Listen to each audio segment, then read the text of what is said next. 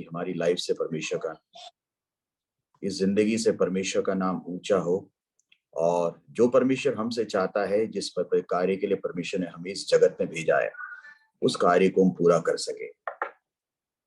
बहुत से लोग अपनी लाइफ में कहते हैं मेरी लाइफ सक्सेसफुल है, कुछ लोगों को लगता है, कुछ लोगों को सक्सेसफुल नहीं है। कुछ लोग सक्सेस को पैसे के तराजू में तोलते हैं, कुछ लोग बताऊं आत्मिकता के तराजू में तोलते हैं, कुछ लोग मिनिस्ट्री के तराजू में तोलते हैं। अलग अलग व्यक्तियों को अलग अलग तोलना है। लेकिन सक्सेस क्या है? मैं अगर कहूंगा, जिस कार्य के लिए परमेश्वर ने हमें चुना है, अगर हम उस कार्य को कर पाते हैं, हमारी लाइफ सक्सेसफुल है। अगर वो काम हमने नहीं किया जिसके लिए परमेश्वर ने हमें चुना है, लेकिन उसके अलावा हमने सब कुछ हासिल कर लिया, तो परमेश्वर के सामने वो लाइफ एक अनसक्सेसफुल लाइफ है। तो परमेश्वर जो हमसे चाहता है, जिसके लिए खुदावन ने हमें बुलाया है, जो हमारी बुलाहट है, बहुत बड़ी बुलाहट है, जिसके लिए परमेश्वर ने हमें चुना भी है, उस बुलाहट के तहत हम क्या कर पाते हैं इस लाइफ में, और हम खुद नहीं कर सकते, ये पवित्र आत्मा के द्वारा ही हम कर सकते हैं। तो आज के दिन जो किताब हम देख रहे हैं, प्रेरितों की किताब है। इसको इंग्लिश में एक्ट्स ऑफ द अपोस्टल्स बोलते हैं। लेकिन इस किताब का अगर नाम दिया जाए दूसरा, तो हमको acts of the holy spirit भी बोल सकते हैं, क्योंकि जो एक्ट्स ऑफ अपोस्टल्स ने कुछ नहीं किया, लेकिन पवित्र आत्मा के द्वारा उन्होंने सब कुछ किया। तो कोई भी जो एक्ट है वो किसी व्यक्ति के द्वारा नहीं है। कोई कहता है यीशु उसने ये काम किया, उसने ये बड़ा काम किया। काम करने वाला परमेश्वर है, और परमेश्वर के बिना कोई काम नहीं भी कुछ भी नहीं होता। तो आज हम प्रेरितों की किताब में जाएंगे। कितना हम समझ पाते हैं, केवल हम थोड़ा ही देखेंगे। आज के दिन कुछ अध्ययन करेंगे। हम जरा 1 से लेकर 7 तक पढ़े।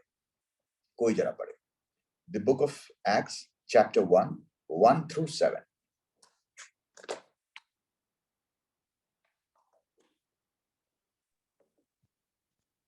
हे थियोफिलुस, मैंने पहली पुस्तिका उन सब बातों के विषय में लिखी जो यीशु आरंभ से करता और सिखाता रहा, उस दिन तक जब तक वे ना प्रेरितों को, जिन्हें उसने चुना था, पवित्र आत्मा के द्वारा आज्ञा देकर ऊपर उठाया न गया।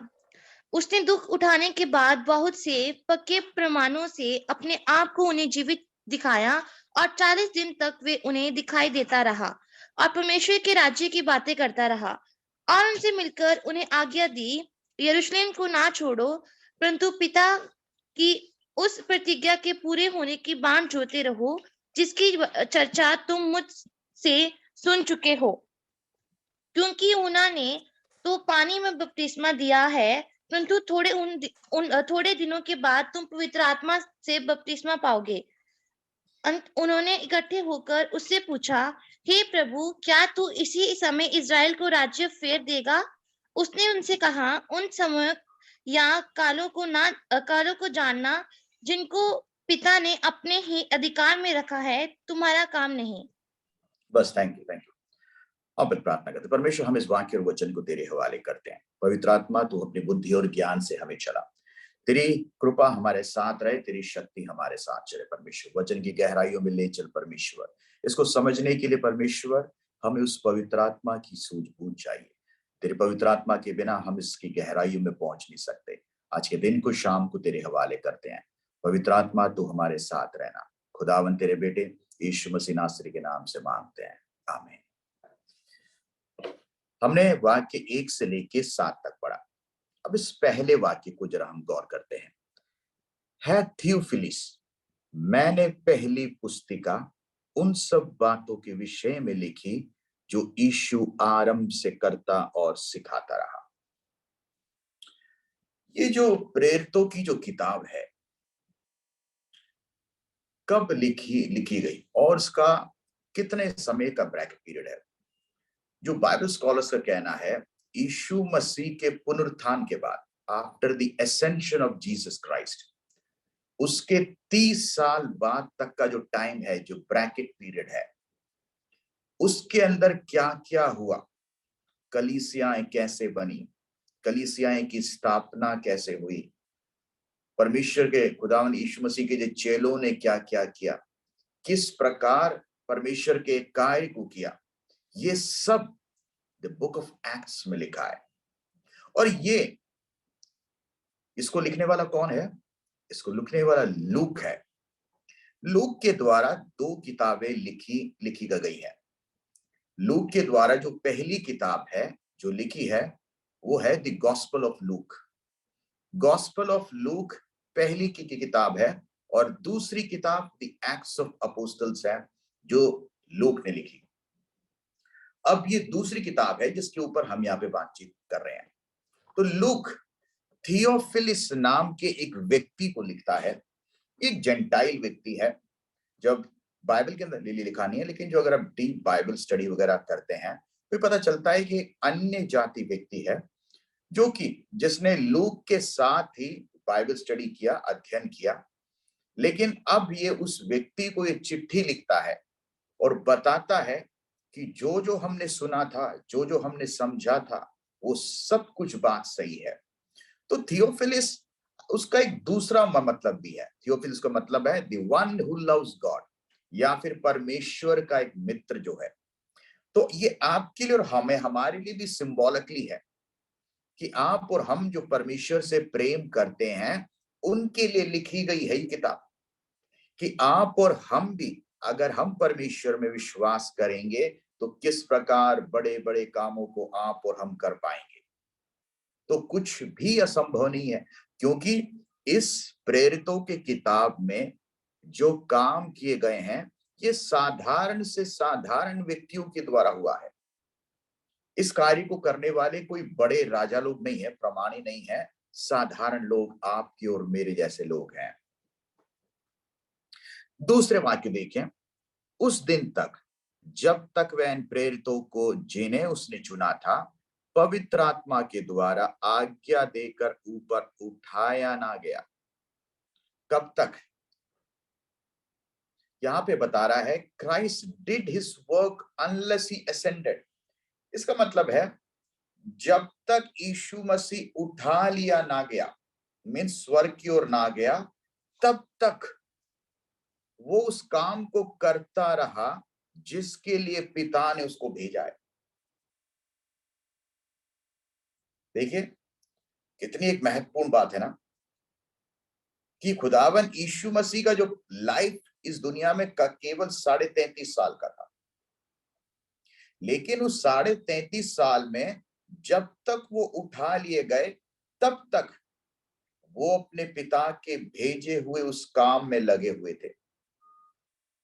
और यीशु मसीह के उठा ले जाने के बाद भी वो काम खत्म नहीं हुआ। यीशु मसीह के उठा ले जाने के बाद उसी कार्य को उनके चेलों ने कंटिन्यू किया। तो हमारा काम संपूर्ण तब होता है अगर हमने कोई काम किया हो और वो काम कभी खत्म ना हो। जो काम, जिस काम में परमेश्वर की कुवत नहीं होती, वो काम हो सकता है कि दुनिया में बड़ा हो लेकिन उसकी उम्र बहुत छोटी होती है। लेकिन जिस कार्य में परमेश्वर हो वो काम कभी खत्म नहीं होता।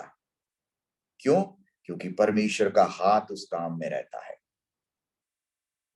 अब यीशु मसीह के जो चेले हैं इनके बहुत से सवाल थे। अरे यार, ये यीशु मसीह हमारे साथ है लेकिन कल को ये हमको छोड़ के वो चले गए, या फिर इनको किसी ने मार दिया तो क्या होगा? अगर हम सोचते हैं कि यीशु मसीह यहाँ पर आएंगे और इनके द्वारा इसी जगत में एक सरकार की स्थापना होगी। बहुत से सवाल थे, बहुत सा डर भी था इन चेलों के मन में। ये सारे डरपोक थे। वैसे तो देखा अगर जाए तो यीशु मसीह के 12 चेलों में कोई भी बहादुर नहीं था। सब के सब जब यीशु मसीह को क्रूस पे चढ़ा रहे थे, एक की भी हिम्मत नहीं थी कि पास जाके चला जाए, यीशु मसीह मैं तेरे साथ हूं बोलने के लिए। सब बड़ी बड़ी फेंकने वाले लोग थे। जब यीशु मसीह काम कर रहे थे सब बड़े बड़े साथ थे भैया, रोटी बांटने में, सब्जी बांटने में, सब लंगर लगाने में सब सही थे। लेकिन उसके बाद जब यीशु मसीह पे मुश्किल आई, इन 12 में से एक भी साथ नहीं था। इसका मतलब क्या है? ये अंदर ही अंदर डरे थे। इनका हिम्मत का एक ही वजूद था, वो यीशु मसीह था। जब तक यीशु मसीह इनके साथ थे, ये सब बड़े पहलवान की तरह घूमते घूमते थे। ऐसा कोई होता है ना, अगर हमारे किसी शहर में किसी बड़े रुतबे वाले आदमी के साथ, नेता के साथ, मंत्री के साथ हमारा वास्ता हो, हम बेशक डरपोक हो, लेकिन अगर उसके साथ अगर हम घूम रहे हो, फिर हम किसी की सुनते नहीं। फिर हमको लगता है यार हमारा वास्ता इस उस बड़े आदमी के साथ है, तो हमें किस बात का डर। तो Yeshu Masih he was a very popular man. Yeshu Masih physically भी, आत्मिक ही बड़े बड़े काम वहां पे करते थे। लेकिन अब अवस्था ऐसी है, जिस यीशु मसीह पे विश्वास करते हैं उसको तो सैनिक लोग पकड़ के ले जा रहे हैं। आप किसके ऊपर भरोसा के करें? तो ये सारी जो चेले थे, 12 चेले घबराए हुए थे, डरे हुए थे। इनकी हिम्मत, हौसले सब टूट गए थे।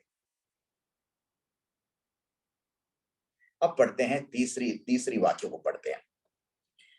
उसने दुख उठाने के बाद बहुत से पक्के प्रमाणों से अपने आप को उन्हें जीवित दिखाया, और 40 दिन तक वह उन्हें दिखाई देता रहा और परमेश्वर की राज्य की बातें करता रहा। Praise the Lord. लूक कहता है, यीशु मसीह के जी उठने के बाद 40 दिन तक, देखिए जब यीशु मसीह जीवित थे तो उनके बहुत से जो संदेश है, it was all about crucifixion, कि मुझे क्रूस पे चढ़ाया जाएगा, मुझे दुख उठाना है। ये सब थे उनके संदेश। जो नेक्स्ट डेस्टिनी था वो था संदेश। लेकिन यीशु मसीह के पुनरुत्थान के बाद, आफ्टर द रिजरेक्शन, उनका संदेश बदल गया। उनका संदेश अब था स्वर्ग राज्य, क्योंकि उनको पता है अब जो सबसे अहम बात है वो स्वर्ग राज्य की है। 40 दिन तक एक ही सब्जेक्ट पे बात कर रहे थे। आप सोचो, मैं 40 दिन अगर एक ही बात पे, अगर फास्टिंग पे बात करूं, या ऐसी बात करें, ऐसा एक टॉपिक छेड़ू, उसी के ऊपर 40 दिन बात करूं, मेरे ख्याल से आप लोग तो पक जाएंगे या फिर दूसरे तीसरे दिन ही छोड़ देंगे जूम मीटिंग। तो पास जी बहुत हो गया, ये तो सुन लिया बहुत। और भी कुछ बताओ। एक ही बात सुन सुन के क्या फायदा। लेकिन यीशु मसीह देखिए, एक ही सब्जेक्ट को 40 दिन प्रचार किया। यीशु मसीह कहता है, उनको पता है अब मैं उनसे फिजिकली मिलने वाला नहीं। अब मुलाकात होगी तो अनंत काल में ही होगी, या दोबारा आगमन पर होगी। तो मेरे लिए सबसे जरूरी है कि मैं उनको स्वर्ग राज्य के बारे में बताऊं। तो इस 40 दिन कौन कौन से सब्जेक्ट पे डिस्कस किया खुदावन यीशु मसीह ने, हम उसके ऊपर एक छोटा सा डिस्कस करेंगे। कुछ पॉइंट्स हैं जो मैं आप लोगों के सामने रखना चाहता हूं। सबसे पहले the bodily resurrection of Christ. इसका मतलब, मैं मर गया था, अब मैं जीवित हूं। Praise the Lord. तुमने मुझे क्रूस पर देखा, तुमने मुझे रोमियो सैनिकों के द्वारा मारते हुए देखा, तुमने मुझे कब्र में गाड़ते हुए देखा, लेकिन अब जो सामने खड़ा है एक जिंदा मसीह है। He is the resurrected Christ। देखिए ये एक जीता जागता संदेश है, एक ऐसा संदेश जिसको बोलने की जरूरत नहीं है। ए मैसेज इन बॉडी। देखिए कुछ लोगों की जिंदगी भी एक संदेश होती है ना, उसको कुछ बोलने की जरूरत नहीं होती, वो अपनी जिंदगी से बहुत कुछ बोल देते हैं। तो यीशु मसीह का भी यहां पर ऐसा ही था, उनको बोलने की जरूरत नहीं थी। His resurrection was speaking। दूसरी बात, हिज राइटफुल अथॉरिटी, इसका मतलब जो अधिकार उनके पास है। आज से पहले चेले लोगों को शक था, अरे यार ये भी तो अगर इंसान ही हुआ तो, हम जिस पे विश्वास कर रहे हैं ये कल को हमको साथ छोड़ दिया तो, या हमारी जिंदगी में कल अगर ये नहीं हुआ तो, हमने तो इतने लोगों के सामने प्रचार किया, क्या क्या किया, कल अगर यीशु मसीह नहीं रहा तो क्या होगा हमारे साथ, हमारा साथ कौन देगा। यहूदी लोग हमारे खिलाफ हैं, रोमन सैनिक साथ ही देंगे हमारा, और रोमी सरकार, उनको तो हम चाहिए नहीं। लेकिन अब उनको पता चल गया जिस खुदावन यीशु मसीह पे विश्वास करते हैं उसके पास मृत्यु पे जय पाने तक का अधिकार है। हिज राइटफुल अथॉरिटी, उस बात पे वहां पे एक सबूत प्रमाण मिला। तीसरी बात, यीशु मसीह ने उनको बताया the world wide preaching of gospel, जो तुमने देखा है, जाना है, समझा है, अब ये बात यहां पे खत्म नहीं होनी, ये सारे जगत में जाके तुमको ये सुसमाचार सुनाना है। You have to go and preach to the ends of the world, दुनिया के कोने कोने में, जहां जहां तुम पहुंच सको वहां पहुंचना है सुसमाचार को लेके। हम मत्ती के 28 के आखिरी शब्दों में यही पढ़ते हैं ना कि स्वर्ग और पृथ्वी का सारा अधिकार मुझे दिया गया है, तुम जाओ सारे जगत में और पिता पुत्र पवित्र आत्मा के नाम पे उन्हें बपतिस्मा दो, और जो कुछ मैंने तुम्हें सिखाया है उनको भी सिखाओ। तो प्रीचिंग द गॉस्पेल, ये उस 40 दिन के जो मैसेज था यीशु मसीह का, उसके अंदर एक टॉपिक था। चौथी बात, वाटर बैप्टिज्म, किस प्रकार लोग उद्धार पा सकते हैं। यीशु मसीह ने साफ साफ शब्दों में लिखा, मरकुस 16:16 में क्या लिखा है, जो विश्वास करे और बपतिस्मा ले केवल उसी का उद्धार होगा। तो यीशु मसीह ने अपने इस 40 दिन के मैसेज में उनका एक टॉपिक था ये वाटर बैप्टिज्म। हम अपनी इस लाइफ में कितने लोगों को बपतिस्मा दे सकते हैं, अकाउंट रखना है। दुनिया में आपको बेशक कोई ना जानता हो, लेकिन स्वर्ग आपको जान रहा है। ये सब आपके शील्ड्स हैं, मेडल्स हैं, ये आपके क्राउन के ऊपर लगे हुए सितारे हैं जिनको लेके आप स्वर्ग में जाएंगे। ये वो जीते हुए आत्माएं हैं जिन्हें आप लेके स्वर्ग में जा रहे हैं। कितना मजा आता है ना जब स्वर्ग में हम अकेले नहीं है, हमारे साथ एक बहुत बड़ी फौज पीछे आ रही है और हम साथ लेके जा रहे हैं, चलो मेरे भाइयों, हमने हमने दुनिया को जीत लिया, अब हम स्वर्ग में चले हैं। तो water baptism is very important. पांचवा पद, observance of every command of Christ, जो जो बातें मैंने तुम्हें सिखाई है वो सब उनको दूसरों को भी सिखाओ। चेलों ने सीख लिया, इन्होंने 3 साल का बाइबल कॉलेज किया, लगभग 3 साल यीशु मसीह के साथ थे फुल ट्रेनिंग में। अब यीशु मसीह ने कहा मैंने तुमको 3 साल ट्रेनिंग दी, अब तुम्हारा काम है जो मैंने तुमको सिखाया है वो जाके तुम दूसरों को सिखाओ। तुम सीख सीख के बड़े हो के उससे कोई फायदा नहीं है। फायदा तब है जब जो तुमने सीखा है जब तुम दूसरों को सिखाओगे।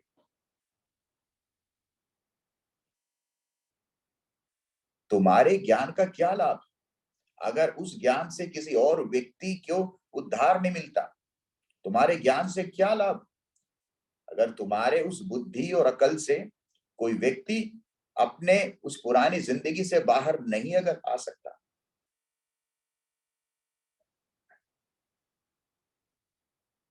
तो ये सिखाना है, इट इज योर रिस्पॉन्सिबिलिटी कि आप दूसरों को सिखाएं। छठी बात, एज लॉन्ग गॉस्पेल प्रोग्राम। इसका मतलब है ये जो काम है केवल कुछ महीने, दिनों या सालों के लिए नहीं है। भाई मैंने, कुछ लोग अपनी गवाही बोलते हैं ना, मैंने पिछले दिनों में बहुत तगड़ा तगड़ा काम किया था, बड़े बड़े हमने बताऊं ऐसे काम किए पूछो मत। इतने लोगों को हमने जीता, फिर हम सो गए। इतने लोगों के लिए काम किए, फिर बैठ गए। लेकिन ये जो कहानी है काफी बार देखो तो खरगोश के जब समान हो जाती है। खरगोश बोलता बहुत तेज दौड़ता हूं, लेकिन क्या है, बहुत तेज दौड़ने के बाद बहुत जल्दी वो सो भी जाता है, क्योंकि उसको इस बात का आभास होता है कि उसने वो बहुत कुछ दौड़ गया। लेकिन सब गड़बड़ तब होती है जो लोग तेरे पीछे थे वो तुझसे आगे निकल जाएंगे। तभी परमेश्वर के वचन में लिखा है ना, जो लोग आगे हैं वो पीछे हो जाएंगे और पीछे वाले आगे हो जाएंगे। क्योंकि हम काफी बार लगते हैं कि हम बहुत आगे निकल गए, लेकिन असल में हम अपनी दौड़ में काफी बार मस्त हो जाते हैं और आराम में पहुंच जाते हैं, स्लीपिंग मोड में। Let's not do that. Our run should be constant till the end. Yeshu Masih के बारे में क्या लिखा है? Yeshu Masih till the time he ascended, जब तक स्वर्गारोहण नहीं हुआ तब तक he was doing his father's work। तब तक अपने पिता के काम को वो कर रहे थे जिस काम के लिए उनको भेजा गया। तो ये एक बहुत अहम चीज है जो होनी है। ये कोई कॉन्ट्रैक्ट पीरियड नहीं है, 3 साल का, 4 साल का, 5 साल का। अगर आपने परमेश्वर का वचन उठाया है तो इस जिंदगी के आखिरी क्षण तक, आखिरी दम लेने तक है। You cannot turn back. आप पीछे मुड़ नहीं सकते। साइंस ऑफ गॉस्पेल, सुसमाचार के द्वारा क्या क्या हो सकता है ये दूसरों के सामने बताना है। सुसमाचार जिंदगियां बदलती है। सुसमाचार सोच को बदलता है। सुसमाचार परिवार को बदलता है। सुसमाचार समाज को बदलता है। सुसमाचार घरों को बदलता है। It can change everything. There is nothing impossible.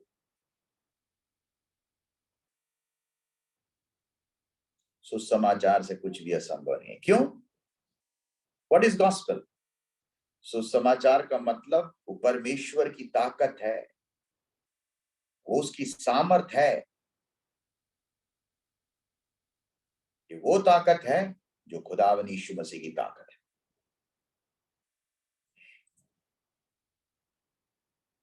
उसमें वो ताकत आती है जो पुनरुत्थान की ताकत है।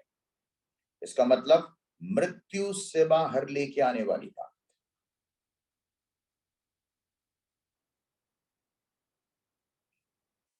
8वां point, prophets true.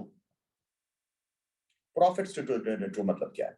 Prophets true का मतलब ये है कि पुराने नियम में जितने प्रोफेसीज हुए थे वो सब नए नियम में पूरे हुए, और जितनी प्रोफेसीज इस नए नियम में लिखे हैं, खुदावन यीशु मसीह के द्वारा कहे गए हैं, वो सब आने वाले समय में पूरे होंगे। किसी भी प्रोफेसीज को तुच्छ ना जाने, परमेश्वर की किसी भी वाक्य को कमजोर ना समझे या इसको नेग्लेक्ट ना करें। Every word is authenticated by God. Every word is written and inscribed by the Holy Spirit.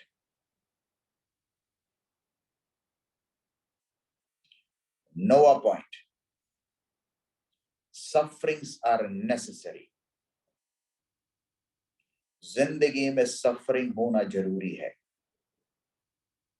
याद रखिएगा, अगर हमारी जिंदगी में सफरिंग्स नहीं होंगे हम कभी परमेश्वर की आवाज सुन नहीं पाएंगे। याद रखिए, पुराने नियम में जितने भी भविष्यवक्ता लोग हैं, जितने भी परमेश्वर के लोग हैं, अगर परमेश्वर ने उनसे बात किया है, it was during their toughest time, उनके सबसे कठोर समयों में परमेश्वर उनसे बात किया है। किसी के सुख विलास में जाके कभी परमेश्वर बात नहीं कर पाया किसी से। तो याद रखिएगा, ये जो सफरिंग्स हैं, इसको आप नेग्लेक्ट मत जाने, या इसको इस प्रकार मत देखिए, यार मेरी जिंदगी में सफरिंग्स क्यों है इतनी सारी। ये जो सफरिंग्स हैं, ये हमको बनाती हैं। ये सफरिंग्स हमको एक नया व्यक्तिगत देती है। ये सफरिंग्स हमको पहचान देती है। इस सफरिंग्स में परमेश्वर हमसे बातचीत करता है। God speaks to us in our toughest time. तो जिंदगी में जब मुश्किलें हो, परेशानी हो, खुदा को ना कोसे, ना कहें परमेश्वर ऐसा क्यों परमेश्वर। ये जरूरी है सफरिंग होना जिंदगी में। प्रार्थना करने का आनंद सफरिंग में ही आता है। आराधना करने का वक्त काफी बार जो सबसे महत्वपूर्ण है, वो काफी बार तब होता है जब जिंदगी में एक सफरिंग हो, सफरिंग के बाद छुटकारा हो। तो ये एक पार्ट है लाइफ का। 10वां point, resurrection and ascension necessary. इसका मतलब मरने के बाद जी उठना, और जी उठने के बाद आरोहण, स्वर्ग आरोहण होना है। अगर यीशु मसीह का हुआ है तो आपका और हमारा भी होगा। हम बाहर नहीं आ सकते उस चीज से, क्योंकि जिस यीशु मसीह पे हमने भरोसा किया है, he also had the same thing। अगर यीशु मसीह के साथ ऐसा हुआ है तो हमारे साथ भी ऐसा ही होगा। Praise lord. हमारी जिंदगी में भी वैसा ही होगा। It is very important. 11वां point, Christ the central theme of scriptures.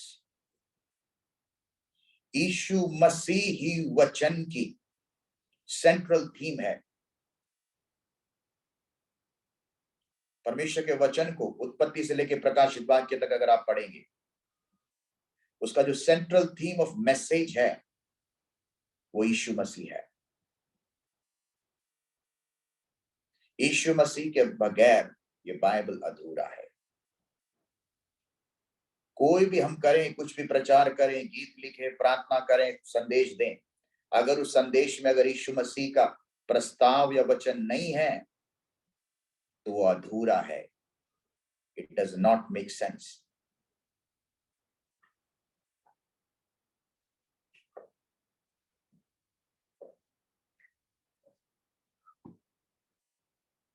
बारहवां point, reality of resurrection bodies. Reality of resurrection bodies. ये रिजरेक्शन कब होगा, या फिर हम मृत्यु में से कैसे बाहर उठेंगे? हम तब उठेंगे जब हम आत्मिक भोजन करेंगे और उसकी मर्जी का कार्य करेंगे। देखिए, शरीर में अगर उठना है तो शरीर का भोजन करना, आत्मिक रूप से उठना है तो आत्मिक भोजन लेना है। उसके बिना हम उठ नहीं सकते। 13वां point, scriptures have spiritual and physical fulfilment. परमेश्वर का जो वचन जो लिखा हुआ है, ये हर एक वचन स्पिरिचुअल और फिजिकल फुलफिलमेंट हमारी लाइफ में देता है। हमको जो भी चाहिए, आत्मिक, भौतिक, ये सब परमेश्वर के वचन में लिखा है। 14वां point, tarry for the endowment of power to share his gospel। परमेश्वर के कार्य को करने के लिए उसकी पवित्र आत्मा की शक्ति का इंतजार करें। अगर आपने पवित्र आत्मा की शक्ति को नहीं पाया तो आप उसके कार्य को पूरा नहीं कर पाएंगे। परमेश्वर की पवित्र आत्मा की शक्ति के बिना उसका काम करना नामुमकिन है। क्योंकि हम जिस अंधकार की शक्ति से लड़ रहे हैं वो कोई मामूली कोई व्यक्ति नहीं है। उस अंधकार की शक्ति से लड़ने के लिए हमें परमेश्वर की शक्ति चाहिए। ये कोई जादू टोना वगैरह नहीं है। ये लूसीफर है। लूसीफर कौन था? किसी वक्त परमेश्वर के सामने बैठने वाला व्यक्ति था। ये कोई मामूली आदमी तो नहीं होगा ना। आप सोचो, यहाँ पे अगर किसी मंत्री के बगल में बैठता है वो आदमी क्या साधारण होता है? या फिर जो प्रधानमंत्री के बगल में बैठता है क्या वो आदमी साधारण होता है? क्या कोई व्यक्ति राजा के बगल में बैठता है वो आदमी साधारण होगा? तो आप सोचिए, जो राजाओं के राजा के बगल में बैठा होगा क्या वो व्यक्ति साधारण होगा? तो शैतान को साधारण भी मत समझिएगा। उसको हराने के लिए परमेश्वर की ताकत चाहिए। अपनी ताकत से लड़ोगे, हार जाओगे। परमेश्वर की ताकत चाहिए, परमेश्वर की शक्ति और सामर्थ चाहिए, परमेश्वर के वचन का ज्ञान चाहिए। ये सब होना जरूरी है, तभी जिंदगी में जीत होगी।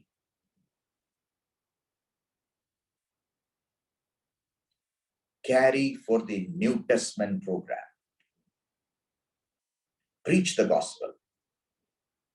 सुसमाचार का प्रचार करें। 28 के 19 में लिखा है, मत्ती 28 के 19 में, कन्फर्म द गॉस्पेल। कन्फर्म कैसे करें गॉस्पेल को? दूसरों को जाके सिखाएं परमेश्वर के वचन में से। ये वो 15 सब्जेक्ट्स हैं, बातें हैं जो यीशु मसीह के 40 दिन के मिनिस्ट्री में या उस 40 दिन की जो सेवकाई है यीशु मसीह की पृथ्वी पे, इन 15 टॉपिक्स के ऊपर बात किया गया। और ये सब किंगडम ऑफ गॉड को दिखाता है, स्वर्ग राज्य के बारे में। चौथा वाक्य पढ़ते हैं। और उनसे मिलकर उन्हें आज्ञा दी, यरूशलेम को ना छोड़ो, परंतु पिता की उस प्रतिज्ञा के पूरे होने की बाट जोते रहो, जिसकी चर्चा तुम मुझसे सुन चुके हो। कहते हैं, a command to all believers of this age, receive the promise of Holy Spirit. पवित्र आत्मा को पाओ।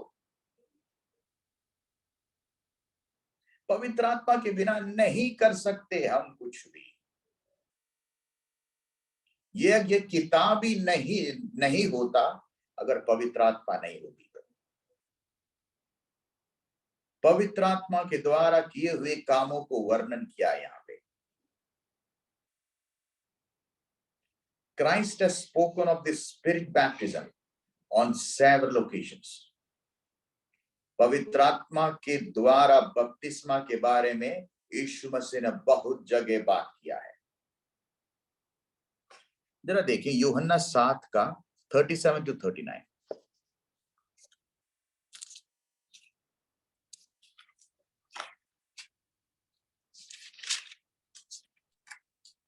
पर्व के अंतिम दिन, जो मुख्य दिन है, यीशु खड़ा हुआ और पुकार कर कहा, यदि कोई प्यासा हो तो मेरे पास आए और पिए। जो मुझ पर विश्वास करेगा, जैसे पवित्र शास्त्र में आया है, उसके हृदय में से जीवन के जल की नदियां बह निकलेंगी। उसने यह वचन पवित्र आत्मा के विषय में कहा है, जिसे उस पर विश्वास करने वाले पाने पर थे, क्योंकि आत्मा अब तक ना उतरा था, क्योंकि यीशु अब तक अपनी महिमा को ना पहुंचा था। Praise Lord. देखिए, आत्मा अब तक ना उतरा था क्योंकि यीशु मसीह अब तक महिमा में ना पहुंचे। तो पवित्र आत्मा की जो शक्ति है इसको पाना बहुत जरूरी है। तो 5वें वाक्य देखते हैं, क्योंकि यूहन्ना ने तो पानी से बपतिस्मा दिया है, परंतु थोड़े दिनों के बाद तुम पवित्र आत्मा से बपतिस्मा पाओगे।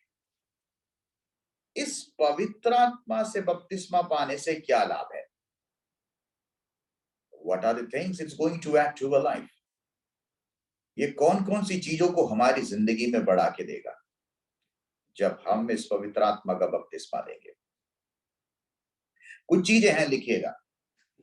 पवित्र आत्मा की जो अभिषेक या बपतिस्मा हमारे जिंदगी में आएंगे तो हम कौन कौन सी चीजों को पाएंगे।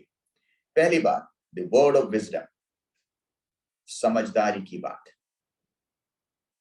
ये हमारी जिंदगी में होगी। देखिए, अकल सभी के पास होती है, समझ सभी के पास नहीं होती। काफी बार अकलमंद आदमी भी बेवकूफी का करता है, समझदारी से नहीं करता। तो आपके पास पढ़ाई लिखाई सब कुछ है, लेकिन अगर समझदारी नहीं है तो क्या फायदा। तो विजडम ये परमेश्वर हमको देता है। God is the one who gives us wisdom. दूसरा, द वर्ड ऑफ नॉलेज, पवित्र आत्मा हमको क्या देता है? The word of knowledge. हमको क्या कहना है, क्या बोलना है। वो मूर्खों को बुद्धिमान बनाता है, जिसके पास समझ नहीं है उसको वो समझ देता है। Everything is done by the holy spirit. तीसरी बात, फेथ, विश्वास देता है। कितना जरूरी है। क्या विश्वास हमें ऐसे ही आता है? नहीं। जितना हमारे अंदर पवित्र आत्मा की शक्ति है, उतना ही हमें क्या होगा? उतना ही हमें विश्वास होगा। Praise the Lord.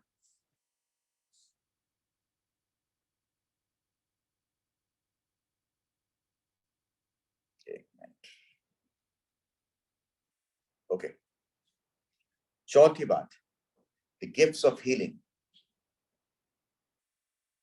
पवित्र आत्मा हमको क्या देता है? The gifts of healing. ये बहुत जरूरी है। जब पवित्र आत्मा की शक्ति हमारे अंदर आती है तो उसका एक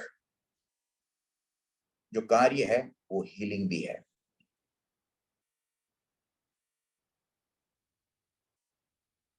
पांचवा पॉइंट क्या है? वर्किंग ऑफ मिरेकल्स, अद्भुत कार्य करता है, बड़े बड़े काम करता है। अद्भुत कार्यों को, आपकी प्रार्थनाओं को चमत्कारी बना देता है। उन कार्यों को जो कि इंसान के द्वारा संभव है, परमेश्वर पूर्ण करता है। प्रोफेसीज, ये भी एक वर है, ये भी एक गिफ्ट है पवित्र आत्मा का जो आप पा सकते हैं। 7, द डिसर्निंग ऑफ स्पिरिट्स, किस व्यक्ति के अंदर कौन सी आत्मा है आप परख सकते हैं अगर आपके अंदर पवित्र आत्मा की शक्ति है तो। ये एक वर है, मैं समझता हूं हर एक व्यक्ति को होना चाहिए, क्योंकि आज के समय में किस व्यक्ति के अंदर कौन सी शक्ति या कौन सी ताकत काम कर रही है, आप इस पवित्र आत्मा की शक्ति से परख सकते हैं। 8वां पॉइंट, टंग्स, अन्य भाषाओं में बात करने का वर। बहुत से लोग इसके ऊपर अलग अलग टिप्पणियां देते हैं, कहते हैं कि ये जरूरी नहीं है कि जिब्रिश लैंग्वेज है ये सब, लेकिन परमेश्वर का वचन कहता है मैं सभी बातों को बर्दाश्त करूंगा, लेकिन पवित्र आत्मा के खिलाफ की हुई कोई भी बात तो मैं बर्दाश्त नहीं करूंगा। So it is against the holy spirit अन्य भाषा में बात करना। 9वां point, the interpretation of tongues, जो दूसरा व्यक्ति अन्य भाषा में बात करता है उसको तर्जुमा करने का वर परमेश्वर आपको दे सकता है। आप समझ सकते हैं, हो सकता है जो आदमी अन्य भाषा में बात कर रहा है उसको उसका मतलब नहीं पता, लेकिन आप सुन के बता सकते हैं वो जो व्यक्ति अन्य भाषा में बात कर रहा है वो क्या बात कर रहा है। 6वां और 7वां वाक्य हम पढ़ते हैं, ये हमारा आखिरी है। अतः उन्होंने इकट्ठे होकर उससे पूछा, है प्रभु क्या तो इसी समय इजराइल को राज्य फेर देगा?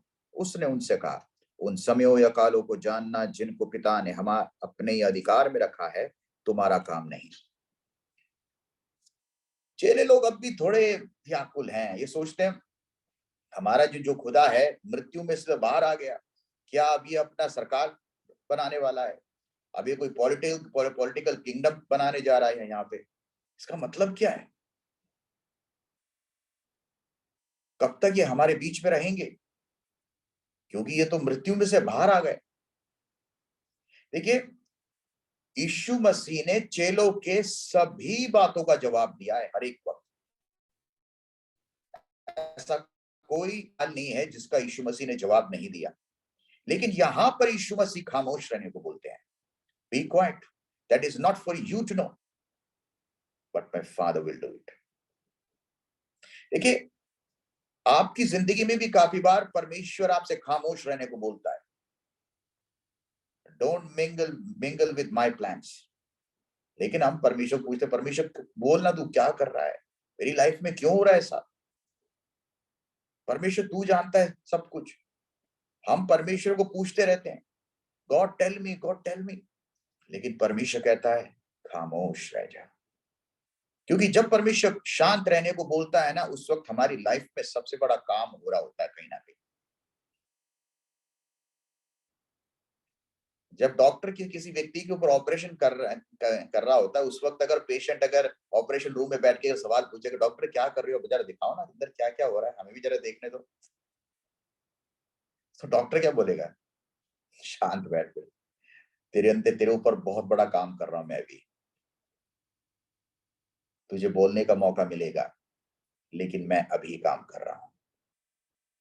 तो उसी वक्त जब परमेश्वर आपकी जिंदगी में काफी बार कुछ काम कर रहा होता है, be silent and trust in God. परमेश्वर पे विश्वास करें, जो आपके ऊपर काम कर रहा है बहुत बड़ा काम कर रहा है। ये एक ब्रैकेट का समय है, ये एक समय निर्धारित है। इस समय का पूरा होने का इंतजार करें, क्योंकि जो उस पर विश्वास करता है कभी निराश नहीं होता। Trust in God and trust in God's plan. उसके प्लान पे भरोसा करें, वो अद्भुत करने वाला परमेश्वर है। Trust in him. Amen. God bless you all. आज के दिन के केवल हम 1 से लेकर 7 तक ही देखेंगे। अगले हफ्ते हम आगे वाले वाक्यों पे देखेंगे। केवल हम 7 से 8 बजे तक हमारा टाइम है, आपके वहां पे 9:30 to 10:30। Praise Lord, hallelujah. उसके बाद हमारे पास 5 मिनट का टाइम है। कोई आप लोग अपनी कोई बात रखना चाहते हैं, कुछ गवाही हो, टेस्टमनी हो, तो बोल सकते हैं इस वक्त। आप लोग अपने आप को अनम्यूट कर सकते हैं।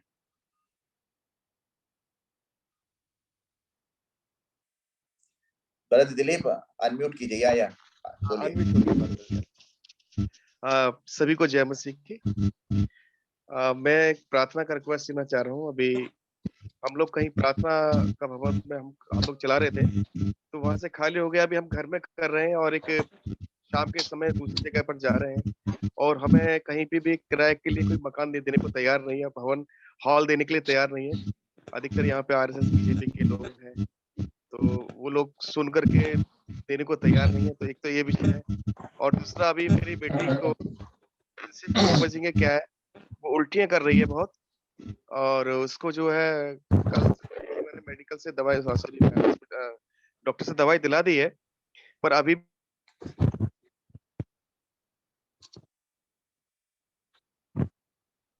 पास्टर आपका आवाज कट रहा है, इंटरनेट शायद वीक है आपका।